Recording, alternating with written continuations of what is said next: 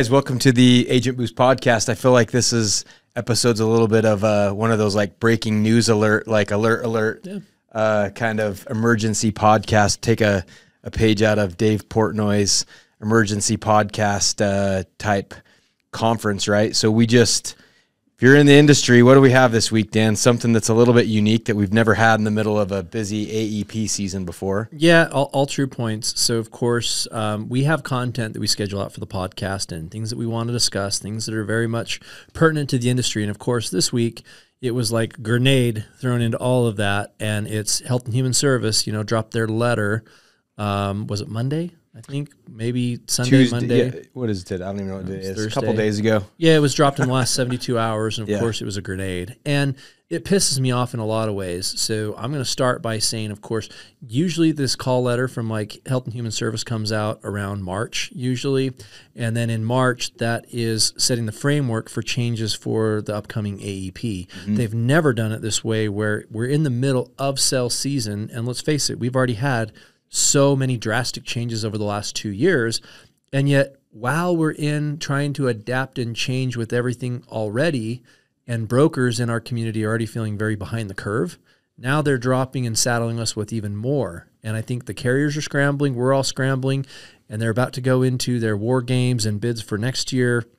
So I hate the timing of this. Yep. I absolutely hate it. And before we even get into all of it, I'm going to throw some more context out there for everyone listening, because actually, I'm finding that we're getting all kinds of subscribers and listeners and carriers saying like, hey, I love your podcast. And I'm like, I didn't know anybody was listening to it, but apparently people are.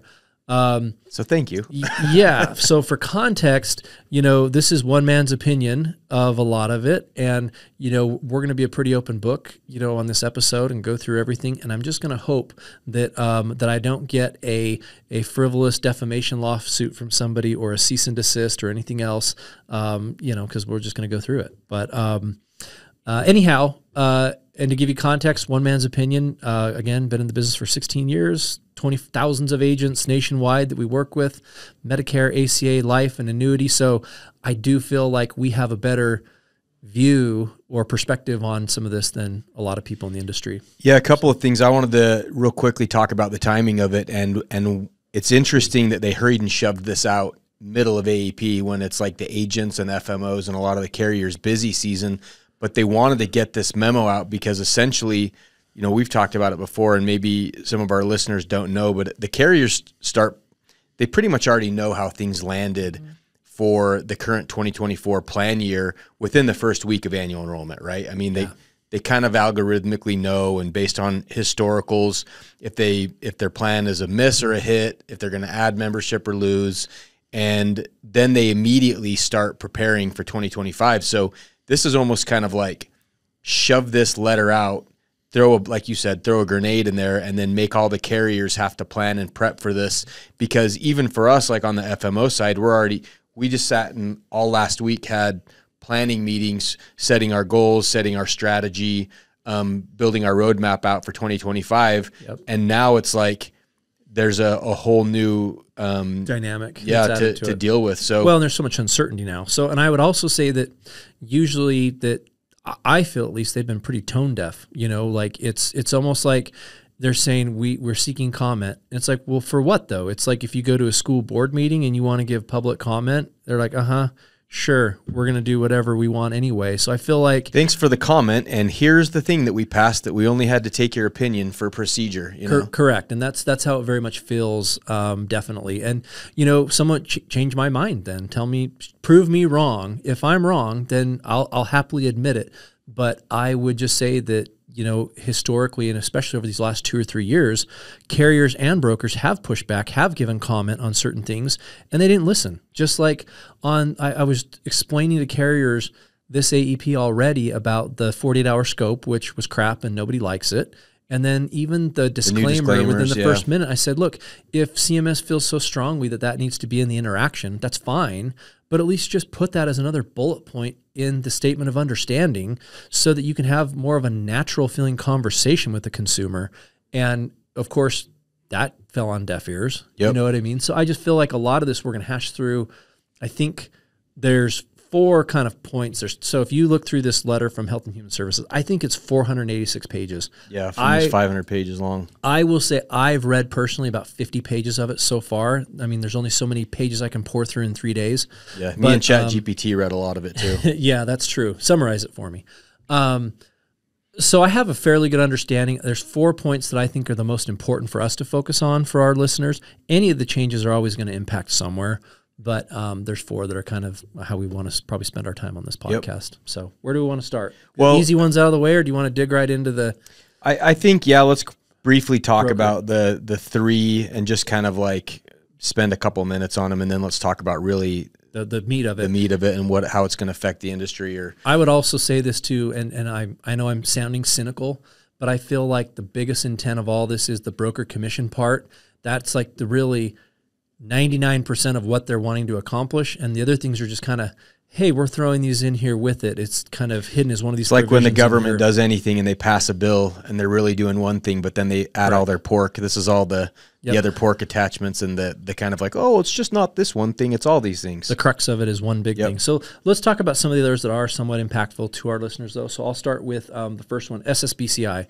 So they address it. I would say I acknowledge that, hey, some of the SSBCIs have been misleading for consumers, meaning that those SSBCI, those are those chronic benefits that certain people could qualify for based on their conditions, but Advantage plans were able to put those potential benefits that people could qualify for if they were eligible based on chronic conditions. Things like pest control, additional at-home help, extra flex, an Xbox 360, for your one of those Teddy Ruxpin pets that you can get to be your virtual companion. You could get a kitty or a puppy because if you were lonely. And then they had, it was the everyday extras, not naming carriers. You pick your favorite carrier. They're basically benefits that conditionally people qualified for. Right. But it was always vague and nebulous as to who's qualifying, how people qualify for them, but the plans are able to advertise them like benefits. Correct. And here's where I understand why they want to. They've almost essentially in this proposal made them render those obsolete. And I say that because I will say there's a problem in the selling process, because up front, especially if you're not a good agent and you're not disclosing it, you're not explaining the SSBCI well on the front end, this person thinks that if they enroll on a plan, they're getting those benefits. And then after they've been on the plan for a month or 2 months and they're trying to actually utilize those benefits, they find out they don't qualify.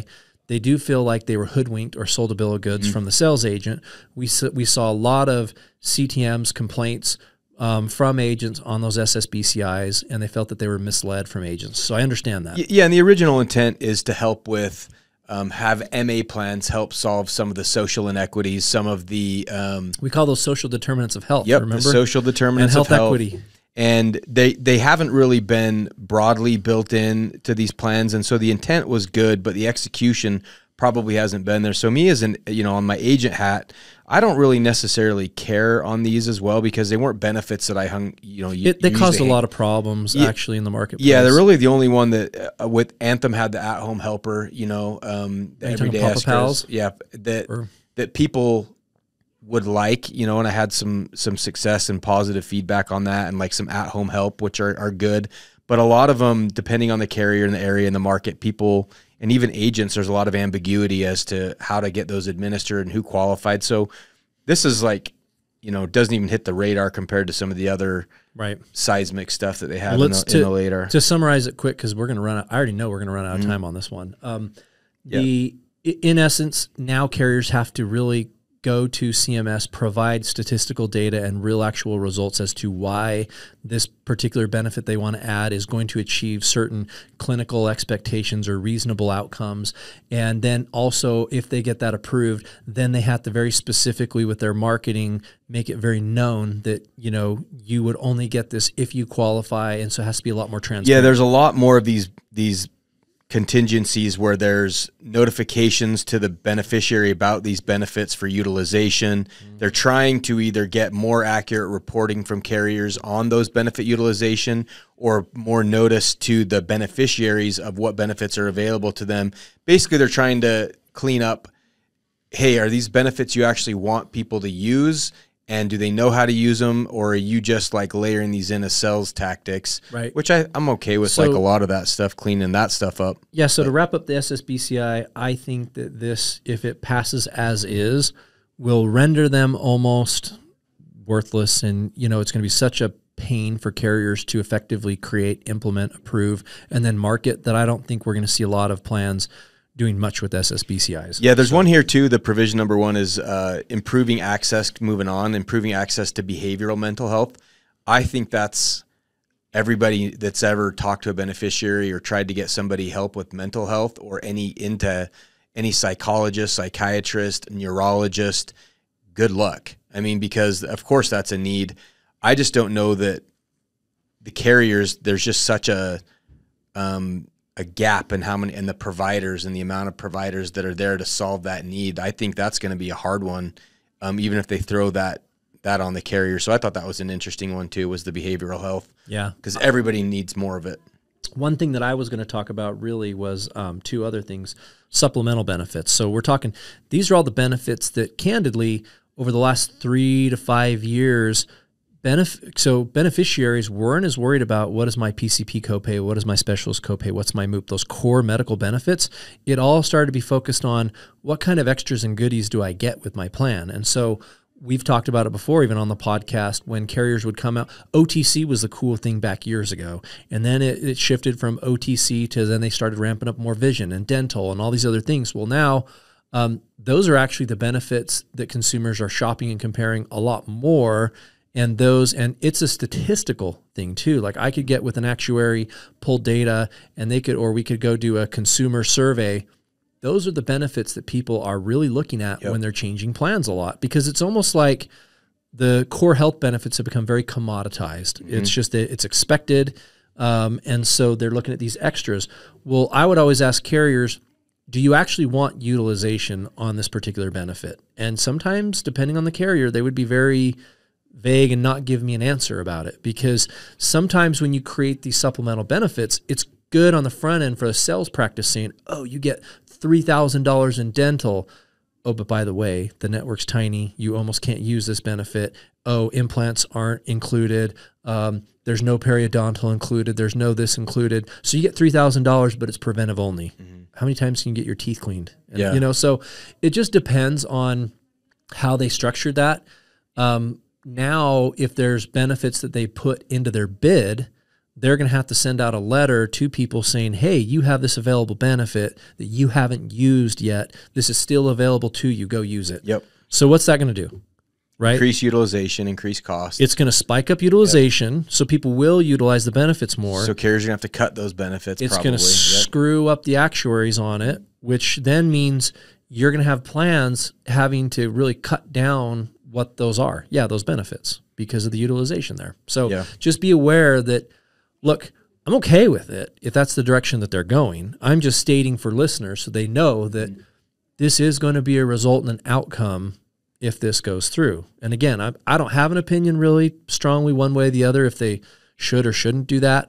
I have made that recommendation as well, and it's not in here unless I missed it, but on the Part B buybacks, I've made the recommendation to carriers for years to say, hey, when it gets closer to AEP, you should be sending out a letter to all your people on your Part B buyback, your rebate, to say, remember, you don't see this every month, but your Social Security deduction is less because of this plan. And you should remind them before they go into a season where they're going to change their plan. Yeah, it becomes a forgotten benefit. And then the very next year, they're like, oh, well, I want a plan that gives me more dental. And then they abandon that.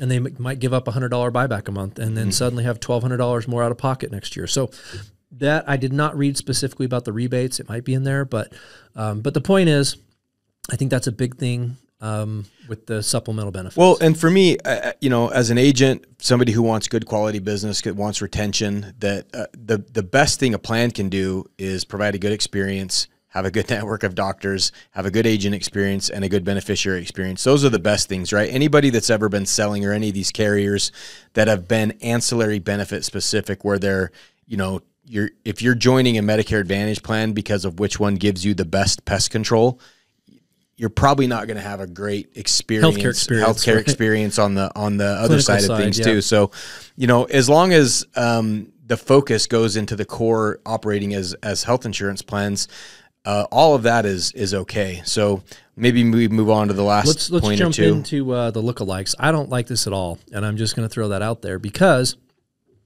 you know, we just went through this over these last couple of years where we're trying to do more integration with healthcare, and we have all these Medicaid lives that are accessing care outside of their CAID networks. Yep. And, you know, we have all these billing issues, and, you know, we're trying to get alignment of care. Yeah, and the model of care in a DSNP. Yeah, exactly. And we're trying to really get to that model of care, and this unwinds a lot of that, you know. And so if you look at California and that realignment going on right now, and you look at MMPs going away in 2025, and you're trying to say, hey, if you're a dual member with Medicare and Medicaid, you need to get on a dual plan where you have this model of care and this alignment.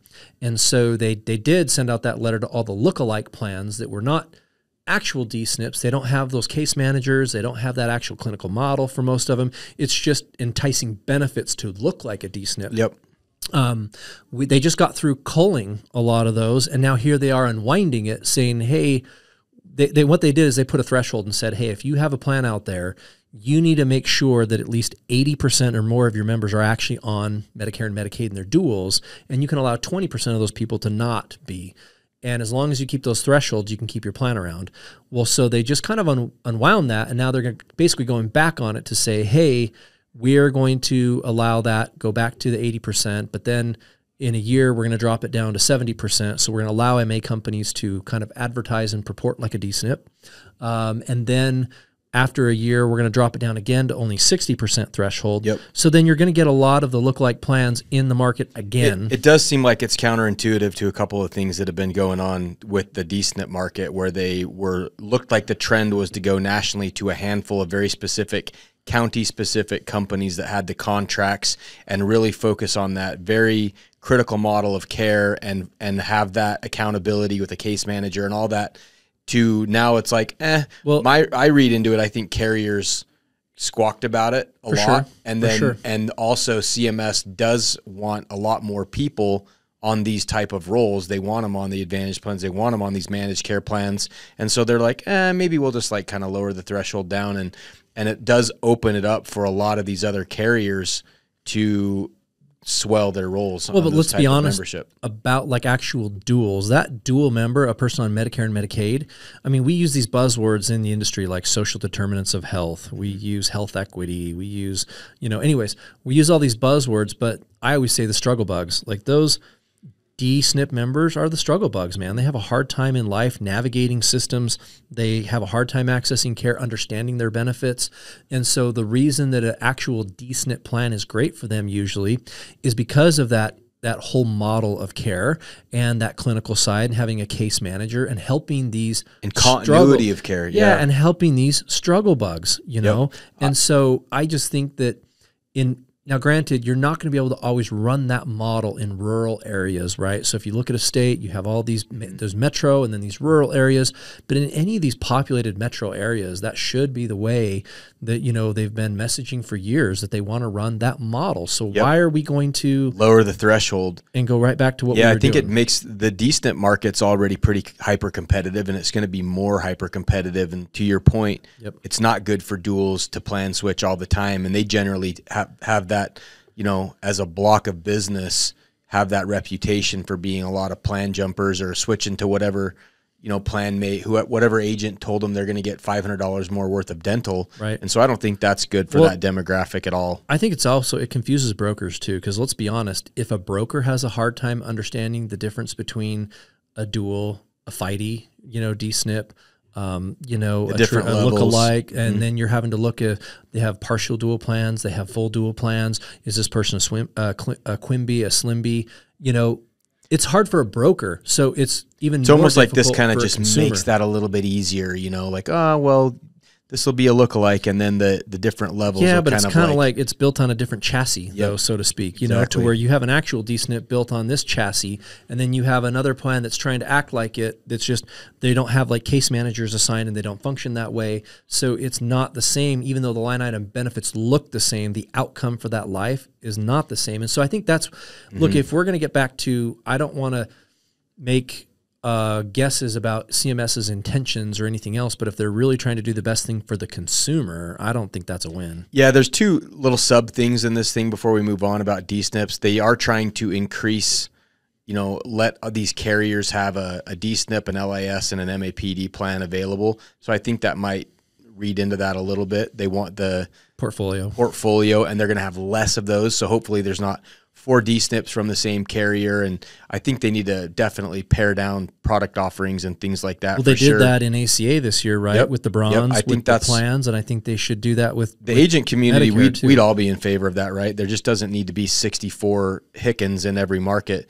But the other thing that I do like is the proposal of D-SNPs to eliminate or to max the out-of-pocket on PPOs, because I think a D-SNP PPO is annoying anyway. It's kind of like it causes a lot of confusion for the broker, for the beneficiary as well. So they're proposing limiting out-of-network cost sharing on D-SNP PPOs, which would be good too. Yeah, I don't even think there should be a D-SNP PPO. A lot of that D-SNP PPO is because of adequacy, right? And you're trying to build a network and you're trying to get products in, and then there's other elements too, but that's part of it. And then of course brokers go, oh, it's PPO, you can go in and out of network. You pay more out of network, but you can go.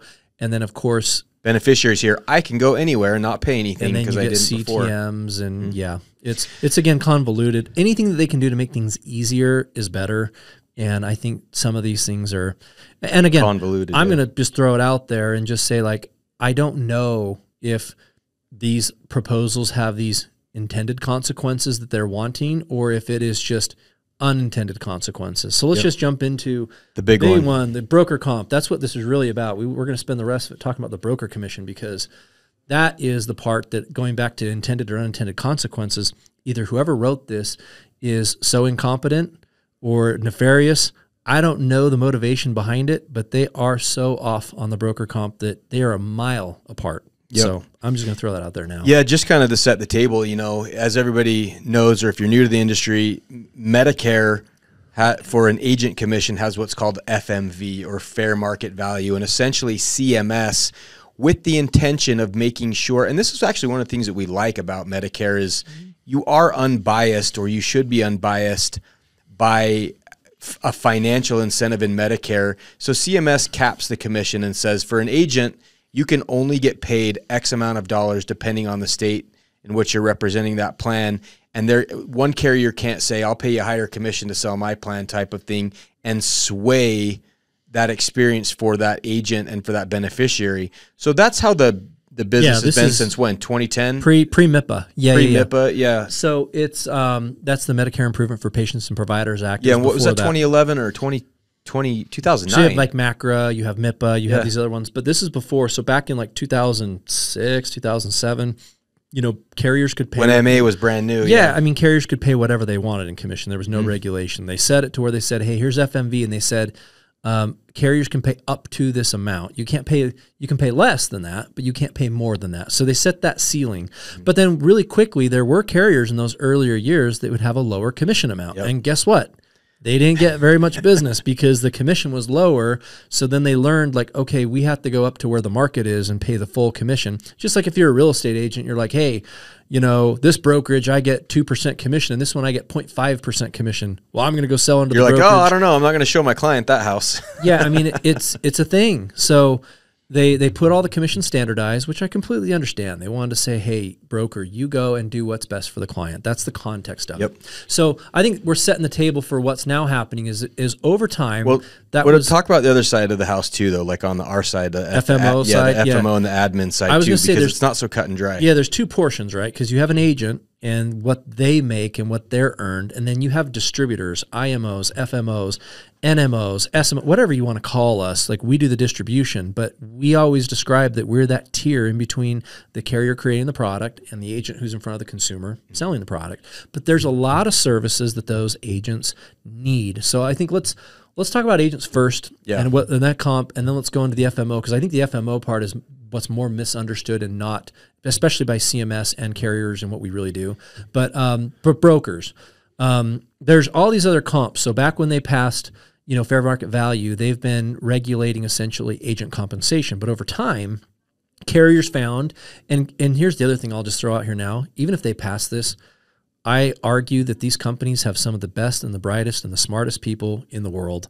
They have great legal counsel, and they're always going to find a way to circumvent the rules. They're always going. We're already hearing rumors of how they're going to do it. Like CMS could enforce all this, and guess what? There's going to be a backdoor way. There's going to be some other way to circumvent it anyway. So all they're going to do is make everybody's life miserable. But nonetheless, so going back to comp, we found over the year there was other services, administrative services, alternative services that brokers could be compensated for. The very popular one that people are very familiar with are HRAs or VBEs. You know, asking those questions and doing that survey.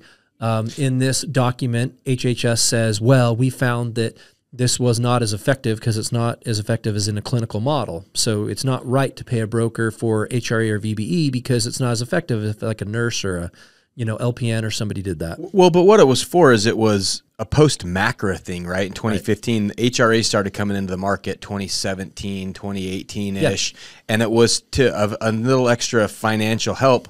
Because here's what it was. Yeah. The carriers needed the data anyway. Yep. They needed the data in order to increase and perform well with HEDIS and STARS to get their funding. And they basically said, hey, we need to collect and gather this data anyway, so we might as well pay you, the broker, who has the relationship, who's at the kitchen table or who's on the phone with them, get that for us now on the front end of the sales process so that we don't have to spend those dollars anyway and go hire a third party to go gather it. Correct. And there's a lot of reasons why, but the funding of the healthcare plans and different chronic conditions and different needs, because when a carrier takes a new enrollment, they know nothing about that life. Right. And so for the broker perspective, they go, look, I just did this whole enrollment.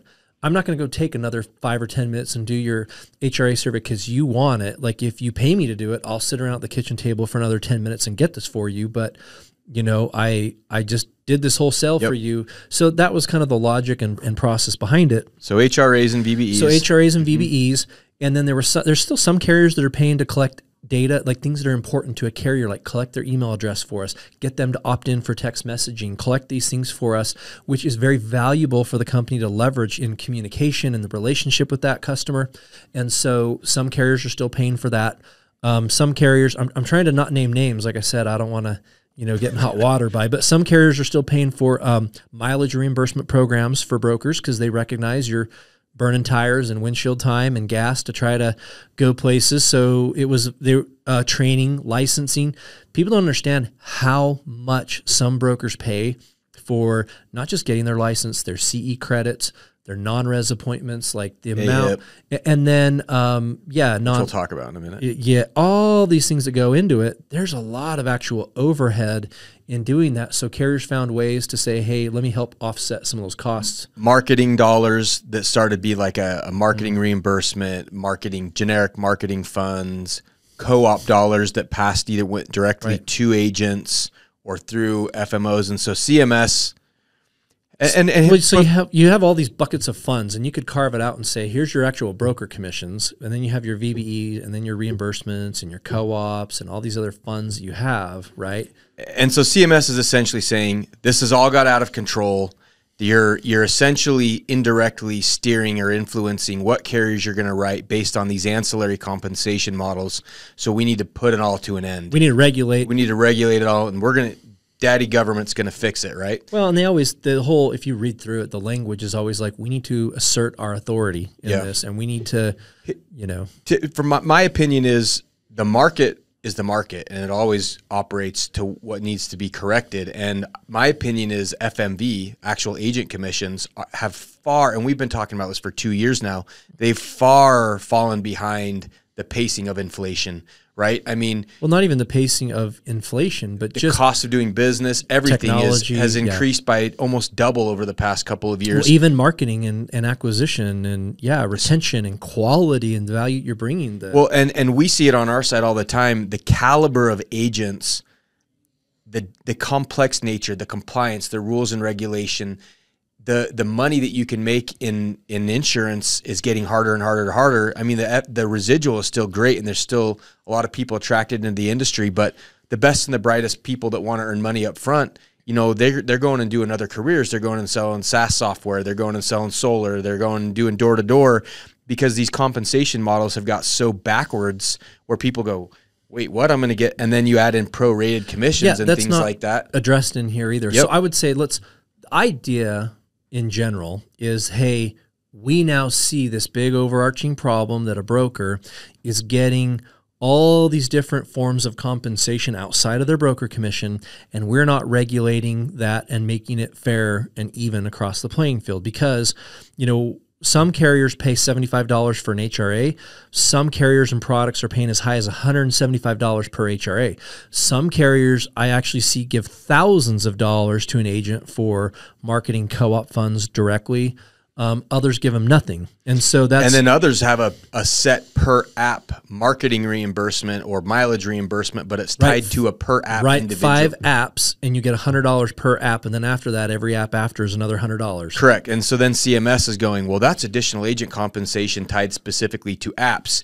And then even on the carrier side of things, you know, everybody has acquisition costs. Everybody's trying to make money and run business. And so they go, well, we need... You know, for our marketing investment dollars, they'll break it down like an acquisition cost. And so it comes across as like well, this is a per app additional bonus. And it's like, well, not really. We're just all trying to do math and like figure out our acquisition costs of buying business. And carriers are trying, you know, some carriers are trying to metric this very specifically to agents, where I think, I don't really know where the crying is coming from, if it's on the carrier side or on the agent side or on the government side, but they're all just trying to solve compensation models. We'll talk about where these unintended consequences or intended consequences, where it's going to shake out, I believe. But I said, in premise, their idea is, let's wipe away all these other forms of compensation. Let's have a broker, all that they can get and receive is a commission payment. But to offset eliminating all these other programs, we're going to increase the amount by $31 and increase their FMV. It's so laughable. And I'm actually running some models right now that I'll make public, but, you know, essentially like an average agent writing 50 apps a year and does most of the HRAs and gets a little bit of love on some of these programs. The real number that they would have to replace on an app is probably going to be more like $150 an app. It is really what they would have to, not $31. It's more like 125 to 100. I'll come up with a hard number of what I actually think it will be worth.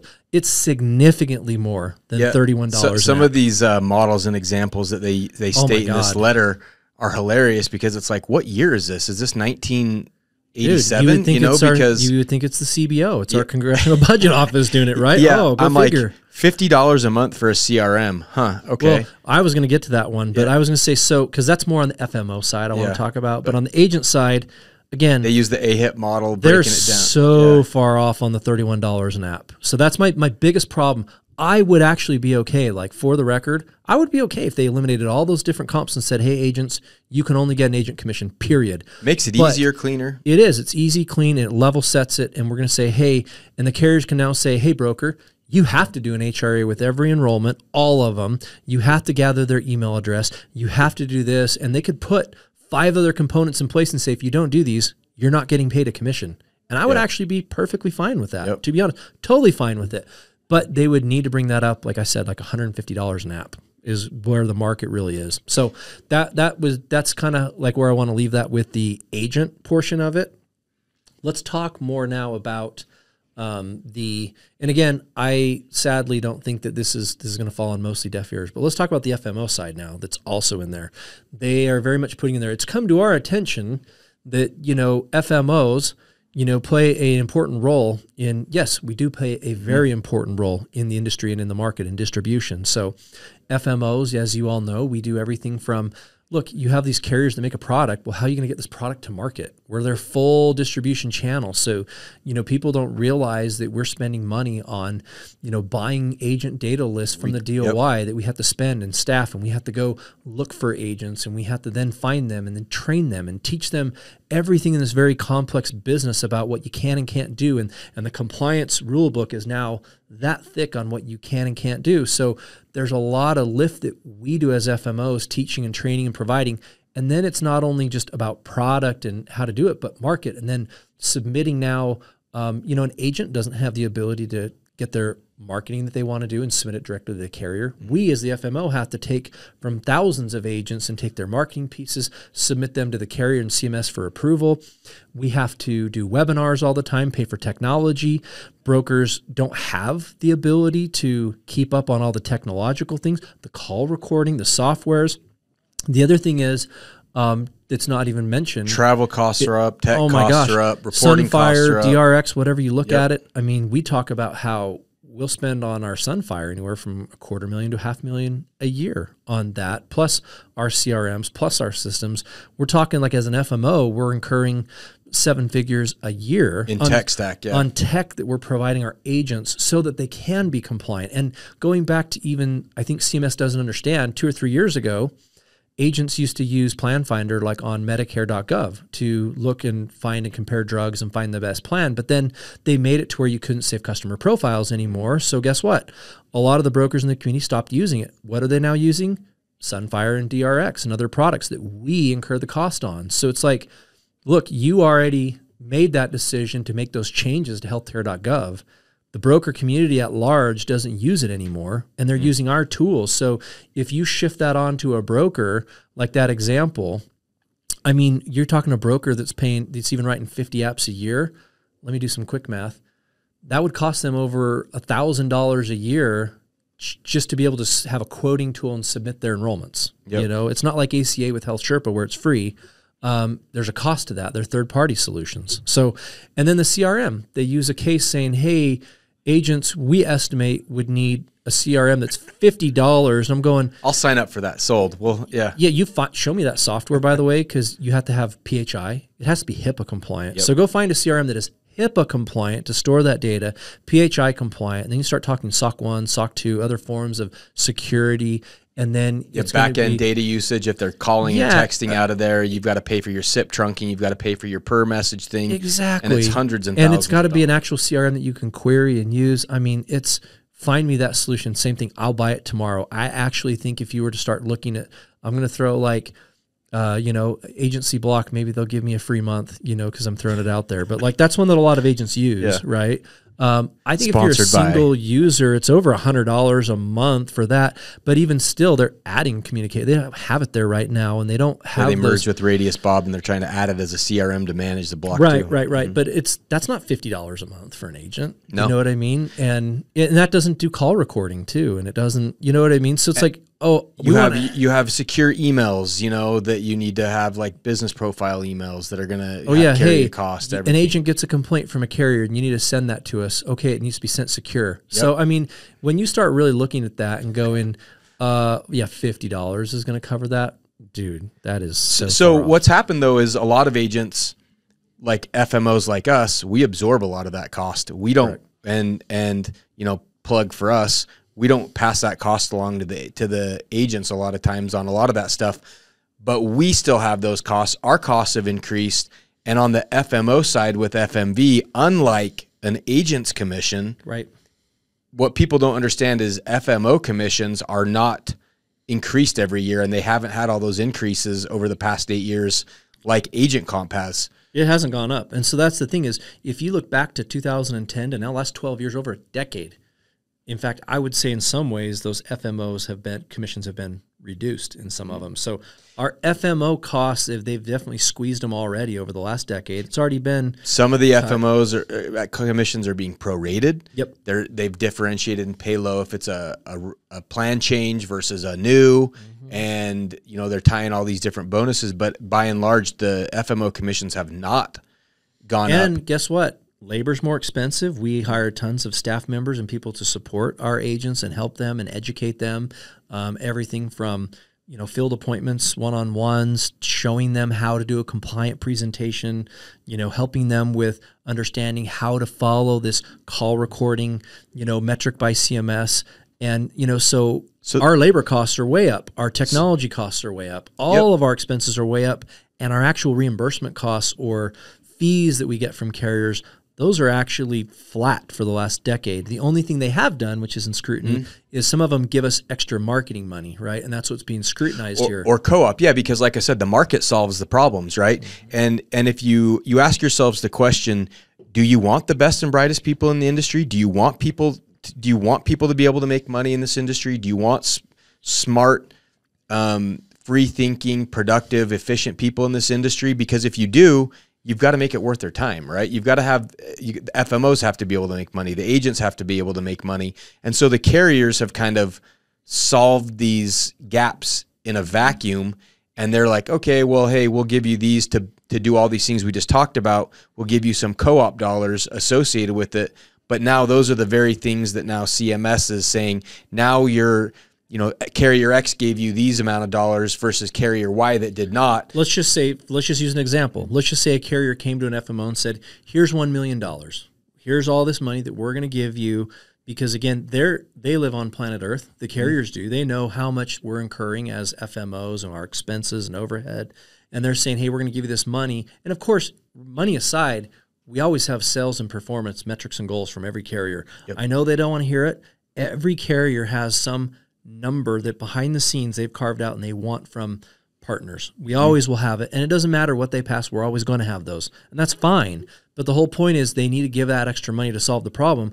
Would I be okay with them saying, fine, but the same thing, we're going to eliminate all those co-op marketing dollars so people can't do that and pick and choose and have favorites. That's fine. But then that admin fee would have to go up, same thing, $100, $150. And it would have to be significant, which would be fine.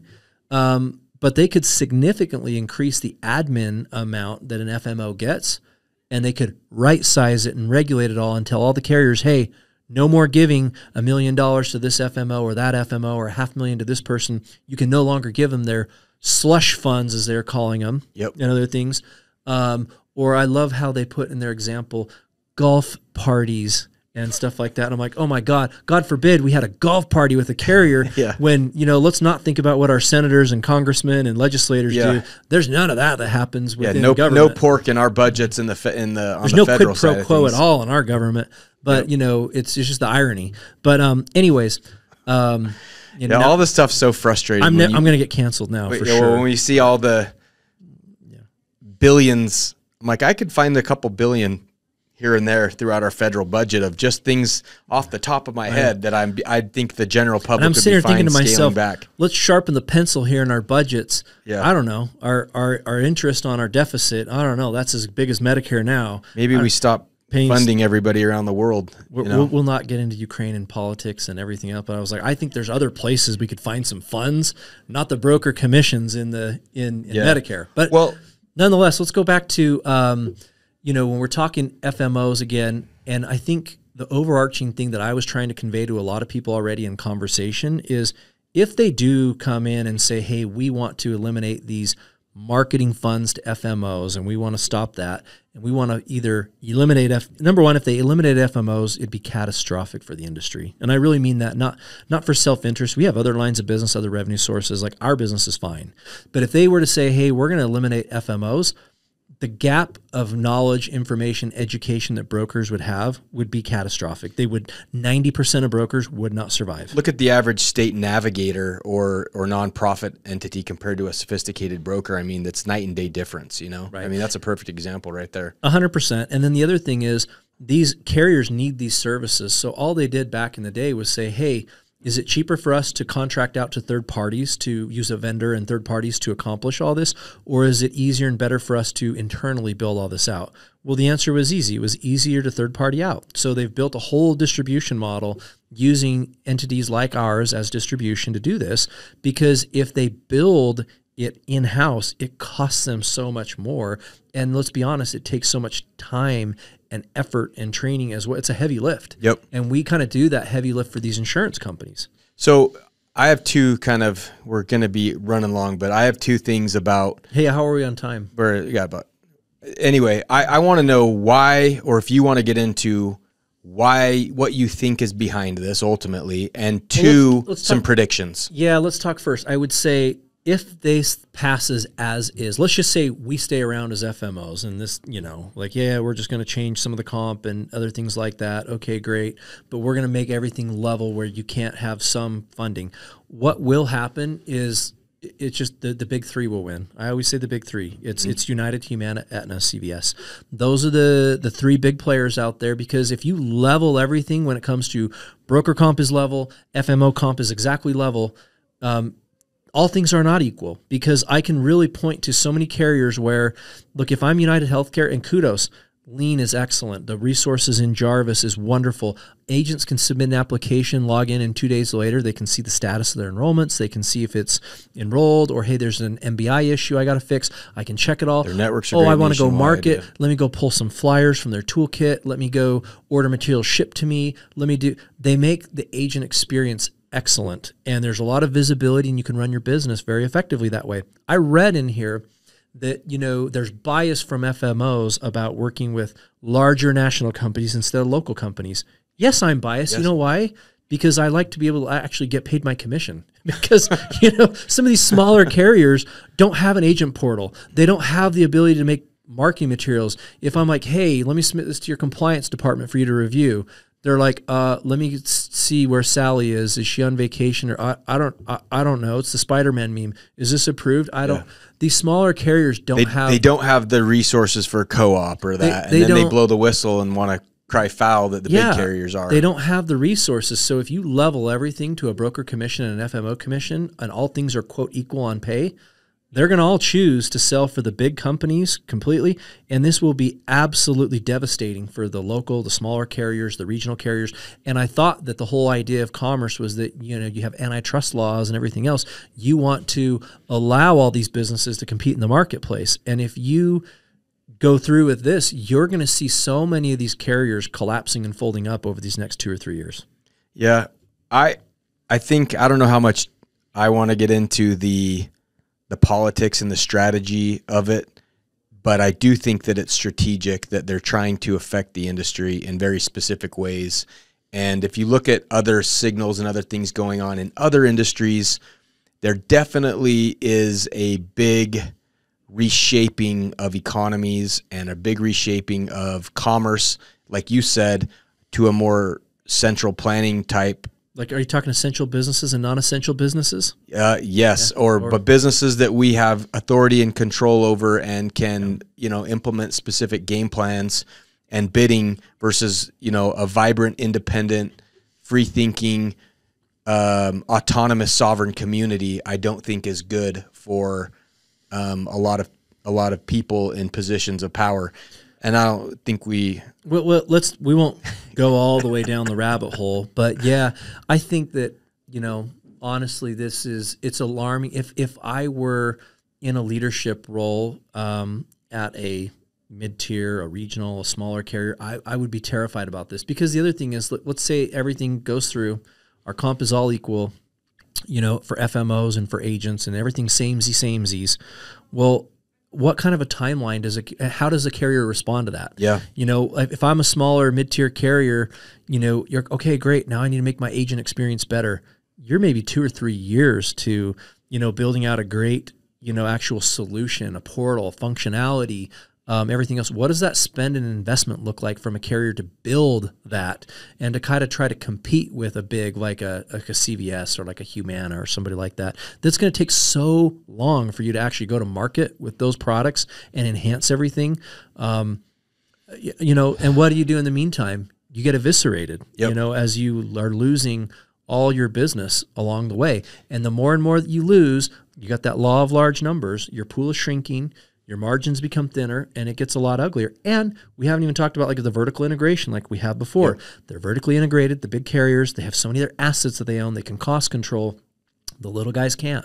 Yep. And so it's just going to really be painful if it goes through as is. Yeah, I think also this year we experienced a lot of difficulties and uncertainty, fear, uncertainty, and doubt, FUD, because going into this AEP, people didn't know how to implement a lot of the CMS changes. This is even a lot more industry like identity changing than the compliance stuff. This is sweeping. And we saw carriers be very slow this year to implement their game plan, to kind of, and that trickles on down. And so I think that we already know carrier partners are ingesting this. They're trying to figure it out, and they're going to get with their legal. And then what's going to happen is what always happens in this industry, where everybody circles up in their own, tribe, their own carrier. They go to their legal counsel. They go to their war room, and then everybody comes out of it with 10 or 15 different interpretations and strategies. And there's going to be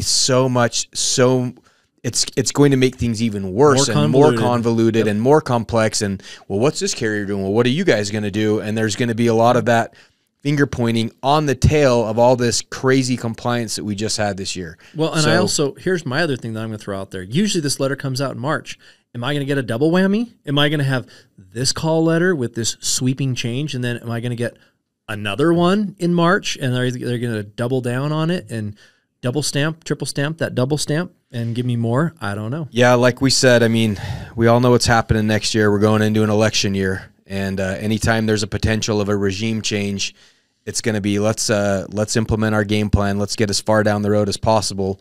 Yeah, and that's it doesn't matter if you're left or right or whatever. That's just whoever's in power, and you know, you have all these cabinet positions, and they have ideologies and philosophies that they want to kind of implement and, you know, impact change, and they're going to do as much as they rapidly can with that.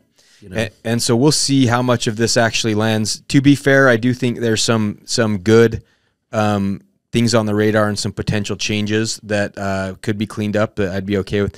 But the existential threat to how the industry's operated and paid is a big concern for FMOs, agents, and carriers, because, you know, if you're a United, a CVS, a Cigna, and, you know, one of these big carriers, what are you trying to do? Are you thinking you have to spin up your entire sales force? Or are you going to go, well, let's just circumvent all this and let's go hire all employees, and then everybody that's an agent's going to become an employee some way or some other model, or how the business has to get sold some way. If I'm a giant, you know, corporation, I can hire a whole captive sales force of employees and be like, hey, this is an employee-employer relationship. I can compensate this person, you know, however I want. Stay out of it. And I have my Department of Labor and other things to regulate me, but, you know, certainly not CMS in this way. So yeah, a couple final thoughts, because I think different agents and FMOs will have their opinions on this, but I think everybody should at least be paying attention to this, because there's potential, the way that this shakes out, there's potential impact to all of you, right? I mean, FMOs, there's obviously potential big impact to how we're going to do it, but, you know, hypothetically, like Dan said, if we had to pivot to go, you don't want if you're an agent, you don't want your FMO to have to pivot and all of a sudden then be your competition, right? And go, well, we're going to build our own sales force and we're going to perform services and we're going to go sell. You don't want everybody to turn into sales organizations that are competing with you. FMOs don't want, and agents don't want the carrier to go, well, we're going to have to cut you guys out and go hire everybody. And then there's just a lot of potential. Yeah, what Mike's saying is I've even heard from agents who are like, I don't like my FMO and they suck and they don't do anything for me anyway, so I don't care. I'm like, you say that now until the FMO finally says, fine, I'm going to shed 90% of my overhead and operating costs to support you all independent agents, and I'm going to reinvest all that capital into my own captive sales force, and then I'm going to have millions of dollars to go into the marketplace and go compete against you, and you're out there on your own. You're going to go find your $50 CRM that the government says you can find. Meanwhile, these big orgs that have millions of dollars are going to absolutely put you under. So you can say that it doesn't matter and doesn't impact you, but ultimately it would at some way. Yeah. Ultimately, I'm still optimistic about the industry. I think there's a lot of, you know, potential. I think that no matter how this shakes out, there always will need to be a need for professional services. So if you're an agent or an entity like us that's out there and you're performing well and you're adding value and you can help clients and you can do this, I don't think you really have long-term much to worry about, right? Whether we go through the ups and downs of difficult times in the industry, that's a different thing. But I do think that, you know, it's important for you as an agent to be aware of these things and to kind of be building these in, because you're all your own independent, you know, agents. You're all your own sovereign. You should want to know how these things are. It's why we're talking about it and adding value, hopefully, for you, so you're aware of some of these potential things going on in the industry. If you just stick your head in the sand and don't have a plan, you're not adding value, then you're going to, just like any other business, you're going to be passed by. It's going to pass you by. I was just going to say that exact same thing. And also, we didn't talk about it really, but if this, you know, we had a lawsuit, you know, in the last 2 years, right, where there were carriers on the ACA that were trying to not pay outside of open enrollment. It turned into a big thing. Of course, there was a lawsuit, and actually brokers won. It was overturned, and you know, those carriers had to pay commissions. And so I also wonder too, is like, you know, this is sweeping, this is big. And they mentioned specifically private equity firms, consolidations of FMOs. You know, these are big entities out there too. It's not like they're trying to make sweeping changes to a couple agencies who, you know, have a top line revenue of $300,000 a year. These are big entities that I think, you know, some of these would have very impactful changes to. And would we see lawsuits? Would we see some class action suits? I don't know. I would imagine that if things go through like this too, it would be very ugly and very uncertain. There might be even some element of that. So, yeah, it's just a definitely an upsetting overturning of the apple cart for sure. And then we'll just kind of see who. Yeah, but going back to it, we've hit on a lot in this podcast. To wrap up, I would just say that now more than ever, you cannot be an agent that's just, oh, you know what, I'm going to kind of do this part time. I found out I haven't sold in 6 months, and I'm going to pop out of nowhere and sell. If you haven't been active and 6 months goes by, there could be significant changes in just a 6 month period. So you do more than ever need to be active and engaged, and, you know, in order to survive in this industry. I call those the DoorDash agents, the gig workers, the gig workers that just want to show up when the mood strikes them, pop their head in and be like, hey, I sold plans a couple of years ago. I got a couple people to sell. And it's like, there's been a lot of changes in the industry over the past 18 yeah, months. Exactly. So, yeah. All right. Well, I think that's enough for probably today. We'll leave it there. And, you know, hopefully this is good content for you all. We had to kind of, you know, prep for this in about 30 minutes to get ready for our podcast. Yeah, so we'll see how this pans out, how, look back at this a year from now and see if we were overreactive, underreacting, you know, and see what happens. All right. Sounds good. See you.